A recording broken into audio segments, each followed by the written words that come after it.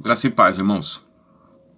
Então nós estamos com um estudinho sobre qual o propósito da igreja na Terra, né? Para que Deus chamou a igreja, por que Deus formou um povo e os constituiu reino e sacerdotes, né? Para quê? Qual o objetivo? Será que é para ficar rico? Será que é para que tenha carro, mansão, tenha bastante dinheiro na conta? Vamos ver aqui o relato de Paulo. Eu quero iniciar aqui com a primeira carta de Paulo aos Tessalonicenses, que na realidade é a primeira carta de Paulo mesmo. Então Paulo, ele fala assim: Paulo, Silvano e Timóteo, a igreja dos Tessalonicenses, em Deus e Pai de nosso Senhor Jesus Cristo, graça e paz a vós outros.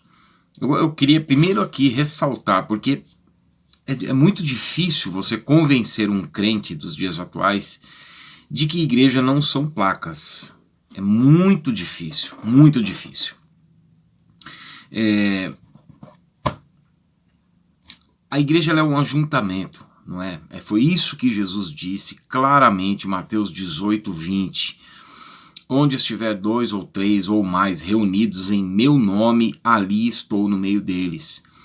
Colossenses capítulo 4, verso 15, 1 Coríntios 16, verso 19, Atos capítulo 2, verso 42 a 47, eles tinham costumes de se reunir em casa, e pode ser em qualquer lugar.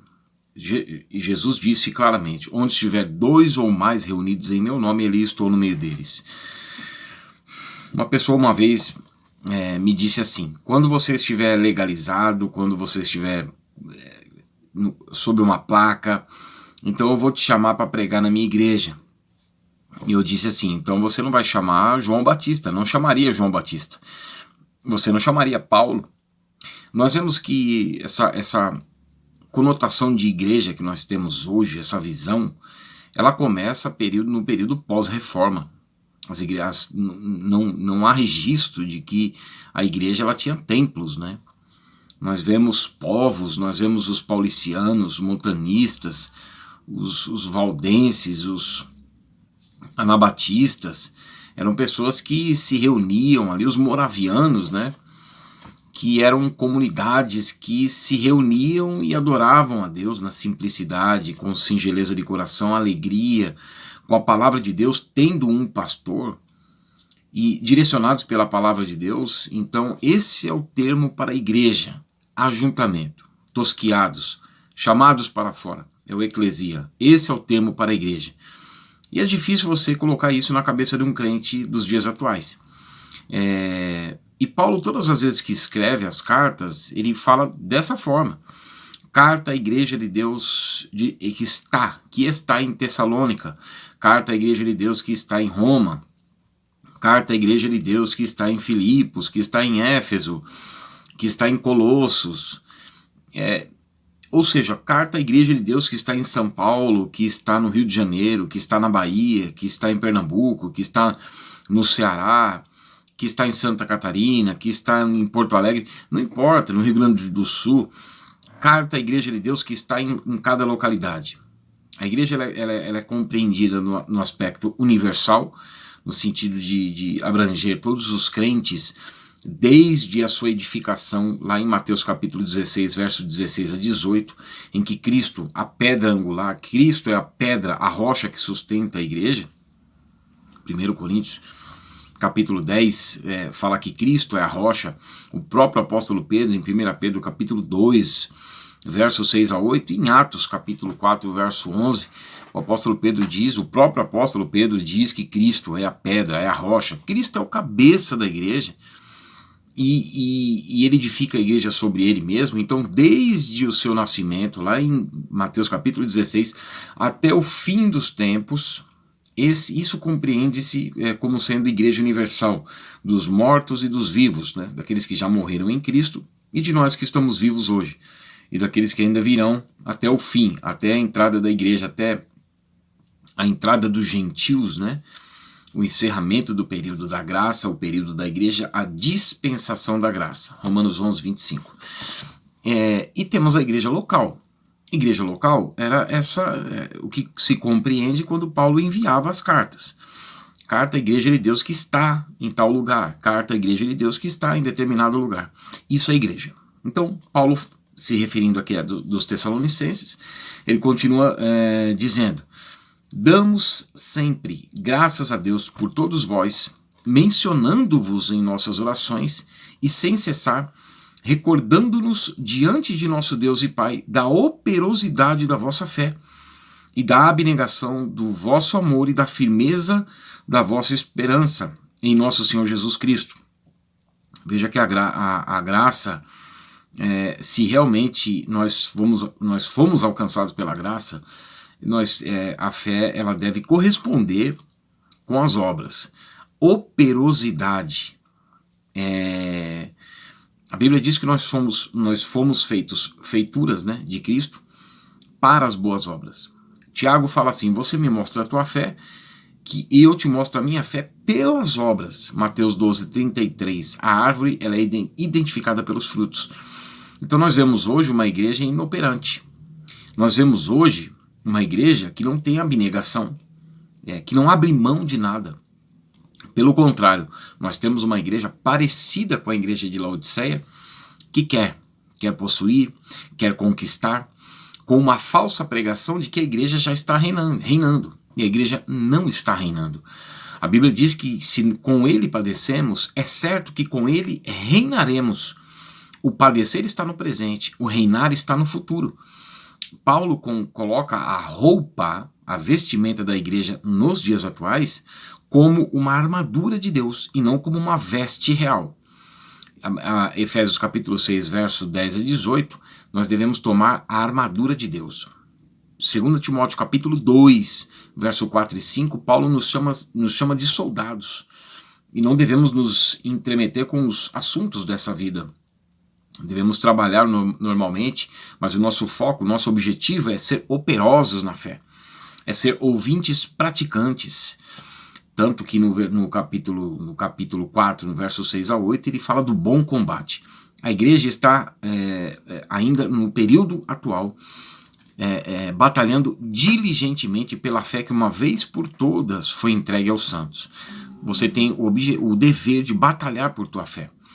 A palavra diz, quando Paulo fala da igreja como tendo sido eleita e predestinada em Cristo, no capítulo 1 de Colossenses, que é a mesma coisa que Paulo fala em Efésios capítulo 1, verso 4 e 5, no período de sua prisão, na carta aos Colossenses ele diz a mesma coisa, o seguinte: agora porém vos reconciliou no corpo da sua carne, mediante a sua morte, ou seja, a salvação única, unilateral, dependendo apenas do sangue de Cristo, do sacrifício expiatório, e representando ali o que representou lá, né, no Êxodo, né, capítulo 12, verso 1 a 14, na Páscoa, né, que o cordeiro seria macho e sem defeito, em todas as casas que havia o sangue nos umbrais, o anjo da morte, que o próprio Deus passou, e poupou então as pessoas, os filhos de Israel,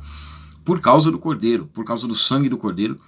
E João identifica isso, né, em João 1,29, quando ele diz: eis o Cordeiro de Deus que tira o pecado do mundo. Então, pela morte de Cristo, nós fomos transportados do império das trevas para o reino do Filho do seu amor. E hoje nós estamos no reino de Deus. Então devemos ser operosos, devemos ser abnegados por causa do reino de Deus. E aí Paulo dizendo, ele fala da seguinte maneira: vos reconciliou no corpo da sua carne, Cristo. Deus na cruz se reconcilia consigo mesmo todas as coisas. Isto é evangelho. Isto é evangelho. O evangelho é o poder de Deus para a salvação. De fé em fé, como está escrito: meu justo viverá da fé, pela fé, porque no evangelho se revela a justiça de Deus.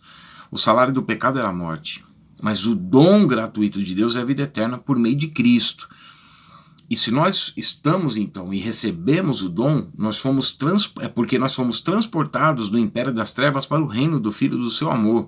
E esse reino é o Basileia do grego, em que nós somos hoje e estamos em submissão ao Rei. e devemos obedecer e conhecer as regras e conhecer as leis deste rei.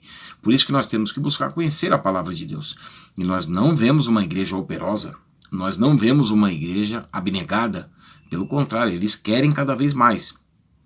E Paulo coloca aqui uma condição, né? Nós somos salvos pela graça, mas a graça ela é preveniente e precedente, ela dependeu somente de Cristo. E ela é preveniente porque ela tem a possibilidade de alcançar a todos, né? Porque todos pecaram. E Deus odeia a balança enganosa, por isso que em Provérbios 11:1 fala que ele odeia a balança enganosa, mas o peso justo é a sua alegria e o seu prazer. Para tanto, o pecado original no Jardim do Éden, ele alcançou toda a raça humana. Romanos 5:12, Romanos 3:23, todos pecaram e destituídos estão da glória de Deus. Então, Romanos 5:18, o apóstolo Paulo fala isso, que por causa de uma ofensa, que foi o pecado de Adão, veio o juízo de condenação sobre todos. Esse todos são todos mesmo, a depravação e a corrupção total, que corrompeu todos os seres humanos em tudo. E aqui nós não estamos falando da intensidade dessa corrupção, mas ela corrompeu todos e em tudo. Intelecto, sensibilidade, vontade, corrompeu o ser humano. Por causa dessa ofensa de Adão, houve essa corrupção que alcançou a todos. Então, por natureza, éramos filhos da ira. Mas por um ato de justiça, que foi Cristo na cruz, veio graça sobre todos. Isto não significa que todos serão salvos, porque a pessoa ela tem que responder com fé ao chamado de Deus. E aí alguns dizem assim, mas o morto não pode vir à vida sozinho. Claro que não. Efésios capítulo 2, verso 1 a 5, diz que éramos por natureza filhos da ira. E ele nos deu vida, estando nós mortos nos nossos delitos e pecados. Efésios 5,14 exclama, desperta, ó tu que dormes, levanta-te dentre os mortos e Cristo te iluminará. Então só podemos ter vida por meio de Cristo. Agora, em João 5,40, Jesus diz assim, vós não quereis vir a mim para terdes vida. Em Romanos 2,5 diz, mas segundo a tua dureza e coração impenitente. Um coração impenitente é aquele que ouve a mensagem do Evangelho, mas não se condói, não se arrepende, não se humilha, não vem com o rosto em terra e adora a Deus. Veja que Paulo fala em 1 Timóteo capítulo 1, verso 15, que a palavra de Deus ela é fiel e digna de inteira aceitação, porque ela é toda inspirada por Deus, como diz 2 Timóteo capítulo 3, verso 14 a 17. E aí Paulo diz assim, que essa palavra diz que Cristo Jesus veio ao mundo para salvar os pecadores. Então nós temos que sentir essa corrupção, nós temos que sentir essa miséria, nós temos que sentir que somos indignos e insuficientes para a salvação, e para tanto nós precisamos nos converter a Cristo. E aí então nós somos introduzidos no corpo de Cristo, que é a igreja. Aí quando nós estamos no corpo de Cristo, vêm as advertências. E aí Paulo diz assim, mediante a sua morte, para apresentar-vos perante ele santos, inculpáveis e irrepreensíveis. É a mesma coisa que ele diz em Efésios capítulo 1, verso 4 e 5, quando diz que nós fomos eleitos. Quando fala de eleição e de predestinação, sempre é no coletivo e nunca em cada membro individual. Tanto que vem essa condicionalidade, olha aí, no versículo 23 de Colossenses 1. Se é que permaneceis na fé, alicerçados e firmes, não vos deixando afastar da esperança do evangelho que ouvistes e que foi pregado a toda criatura debaixo do céu, e do qual eu, Paulo, me tornei ministro. Nós vemos lá em Hebreus capítulo 3, coloca essa condicionalidade, se permanecer, se for fiel. Então, nós vemos qual é o tipo de evangelho que a igreja de hoje está buscando, que tipo de evangelho é esse? Então, só para continuarmos essa nossa meditação, Paulo fala então de uma operosidade.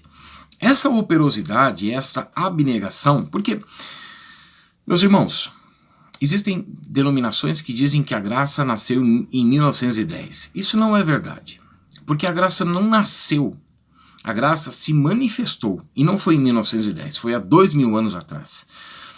Tanto que em Tito, capítulo 2, verso 11 a 14, Paulo diz assim, portanto a graça de Deus se manifestou, ou se há manifestado, a todos, e a graça de Deus ela se manifesta. Para quê? Para nos educar e para nos ensinar. Então, essas pessoas estão aprendendo aonde e o quê? Porque que tipo de evangelho é que estão buscando? E novamente, o evangelho ele trata de salvação. O evangelho, a palavra de Deus, ela tem por objetivo nos revelar Cristo. E Cristo, a teologia de Paulo era Cristo e este crucificado. Lá em 1 Coríntios capítulo 2, verso 2. Nada me propus saber no meio de vós, a não ser Cristo e este crucificado. E Cristo crucificado se fala de salvação, da reconciliação. Por quê? Porque lá no Éden, os atributos de Deus foram ofendidos. Houve uma agressão. Então, o ser humano foi destituído da glória de Deus. Alguns atributos de Deus revelados, né, os mais mencionados, santidade, amor, justiça, foi ofendido por uma ofensa. Então o ser humano foi expulso do paraíso, a morte passou a reinar. Porque Gênesis 2, 16, 17, o Senhor ele estipula a regra. Então veja o que o ser humano não quer é regra. O ser humano não quer regra. As pessoas querem ir para dentro das igrejas, e dentro das igrejas elas encontram falsos profetas que querem acariciar o ego das pessoas e não querem falar de fato o que o evangelho diz. E aí Deus expulsa, né? Ele dá uma orientação. Não comam da árvore do conhecimento do bem e do mal. Não comam, ponto final. Existe uma regra. Quem cria estipula normas. Ah, mas por que é a única regra? É a única regra de fé e prática e ponto final. A palavra de Deus não é interpretativa, ela é taxativa. A palavra de Deus é taxativa. A palavra de Deus contém 20% de regras de fé. Ela contém 50% de história e ela contém 30% do retorno de Cristo à Terra, de tudo que envolve o fim dos tempos, em que o Senhor virá como juiz. Então, lá no Éden, eles ofendem os atributos de Deus, santidade, justiça, amor. Deus os expulsa com uma punição, morte. Mas Deus vem com a graça. Mas houve uma punição e o ser humano deveria morrer. E Levítico 17:11 fala que a vida de toda a carne está no sangue. E sem derramamento de sangue não há remissão de pecados. Hebreus 9:22. Mas a morte passou a reinar e o salário do pecado é a morte. E estávamos por natureza então destinados à ira de Deus. Só que Deus vem com amor. Só que Deus não é só amor, Deus é justiça. E as ações de Deus são punição, disciplina, juízo. E isso não é mencionado, né? Então, Paulo diz assim, olha, para saber de fato que vocês estão na igreja, o corpo de Cristo, que não são placas, vocês precisam ser operosos, praticantes, servindo a Deus. Para tanto, nós temos que conhecer a vontade de Deus. Para tanto, nós temos que conhecer a Bíblia, porque a Bíblia vai nos revelar a vontade de Deus. Romanos 12, 1 e 2, por exemplo. Para que conheceis, para que experimentais a vontade de Deus, não é a nossa. Os falsos profetas utilizam muito versículos isolados, né? Versículos isolados. Por exemplo, João capítulo 15, verso 7. Tudo quanto pedirdes ao Pai em meu nome vos será feito. Primeiro que Jesus está falando de produção de frutos a Deus. Se eu não me engano, se menciona ali no capítulo 15 de João, 8 vezes a palavra fruto, o termo fruto. Nós temos que frutificar. Deus vai procurar fruto. Sabe o que Deus vai procurar na sua vida? Não foi se você venceu financeiramente. Isso aí o ímpio quer. Isso aí as religiões que rejeitam a palavra de Deus quer. Todo mundo quer. Não foi se você deu certo o seu casamento, se você nunca teve problema de saúde, se foi curado ou não. Existem práticas espirituais que não é Deus. E se é Deus, é como um ato de punição. Até quando as coisas dão certo nas nossas vidas, se nós estamos afastados da palavra de Deus, é como um meio de punição para a gente pensar que está tudo bem. Deus faz isso. 2 Tessalonicenses capítulo 2, verso 10 a 12. 2 Crônicas capítulo 18, verso 20 a 22. Deuteronômio capítulo 13, verso 1 a 2. Deus fala, não ouçam falsos profetas. Não ouçam essas pessoas que dizem que vai acontecer sinal, e muitas vezes pode acontecer, porque lá em Oséias 4,12 diz, o meu povo consulta o seu pedaço de pau e a sua vara lhe dá a resposta. Então Deus não vai procurar se você venceu ou não venceu. Deus vai procurar fruto. Se a palavra de Deus, que é essa semente lá de Mateus capítulo 13, principalmente dos versos 13 a 23, a parábola do semeador, se ela caiu na terra do teu coração e produziu fruto ou não. É isso que Deus vai procurar. E aqueles que não produzirem frutos serão cortados. E além de nós produzirmos frutos, tem que ser bons e tem que permanecer. Então, isso é em constante vigilância, buscando saber qual a vontade de Deus, então não é a nossa. Então, em João 15:7, Jesus fala isso. E tudo quanto pedires ao Pai em meu nome. Aí os falsos profetas utilizam assim, olha, então você pode pedir o que você quiser que vai ser feito. Só que aí nós vamos lá para 1 João capítulo 5, verso 14.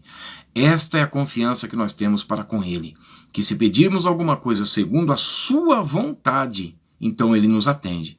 Então a fé tem que ser operosa, ela tem que ser nós temos que ser abnegados, assim como Cristo. Tende em vós o mesmo sentimento que houve também em Cristo Jesus, que não julgou por usurpação ser igual a Deus. Apego. Cristo não teve apego à sua posição de Deus, o qual não julgou por usurpação ser igual a Deus, antes a si mesmo se esvaziou, assumindo a forma de servo e sendo achado em figura de semelhança humana, foi obediente até a morte e morte de cruz, pelo que Deus o exaltou soberanamente e lhe deu um nome que está acima de todo nome, para que o nome de Jesus se dobre todo o joelho e toda língua confesse que Jesus Cristo é o Senhor, para a glória de Deus Pai, no céu, na terra e debaixo da terra. Então, tende em vós o mesmo sentimento, nos esvaziar. O apóstolo João Batista disse assim, importa que ele cresça e que eu diminua. Como Cristo cresce e nós diminuímos? Como que é isso? É quando a palavra de Deus passa a ter primazia nas nossas ações. É quando a palavra de Deus, como Paulo diz em Romanos 12, habite ricamente a palavra de Deus em vós. É quando a nossa mente é levada cativa à obediência à palavra de Cristo pelo ensino das Escrituras. As Escrituras então passam a formar a nossa mente. E nós não andamos mais na vaidade dos nossos próprios pensamentos, como Paulo diz, para não fazermos isso como andam também os demais os gentios, né? Que andam na vaidade dos seus próprios pensamentos. Efésios 4, 17 a 19. Mas agora nós fomos transformados, e então, para tanto, a palavra de Deus tem que crescer em mim. E as minhas decisões, as minhas opiniões, as minhas prospecções, as minhas aspirações diminuírem. Isso, e aí Paulo diz assim, e da abnegação do vosso amor e da firmeza da vossa esperança em nosso Senhor Jesus Cristo, reconhecendo, irmãos, amados de Deus, a vossa eleição. Então, como eu descubro realmente se eu fui eleito? O eleito, na realidade, ele é o objeto final, né? Eleito segundo a presciência de Deus, 1 Pedro 1:2. Romanos 8, 29. Aos que dantes conheceu, a estes predestinou. Né? João 6,64. O Senhor sabe quem vai ser, porque Romanos 8,27 ele sonda os corações. Então, mas para que eu possa reconhecer essa eleição, é através das ações. A árvore é identificada pelos frutos. Amém? Então, no próximo vídeo nós vamos terminar, né, esse trecho aqui de Paulo, da carta de Paulo aos Tessalonicenses, dos versículos, de capítulo 1, versículo 1 a 10, e nós vamos ver aqui um pouquinho do que aconteceu, né, no Shavuot, né, na festa das semanas, né, na festa do Pentecostes, que aconteceu lá no Sinai, em Êxodo 19 e 20, que foi a mesma coisa, que na mesma época, no mesmo dia, que aconteceu na descida do Espírito Santo, em Atos capítulo 2, e que a Torá, né, no Antigo Testamento havia sido revelada ao povo, assim como a palavra de Deus o Espírito Santo desceu sobre as nossas vidas para então nos conduzir pela palavra. E aí nós vamos identificando se nós somos de fato igreja. Amém? Deus abençoe em nome de Jesus.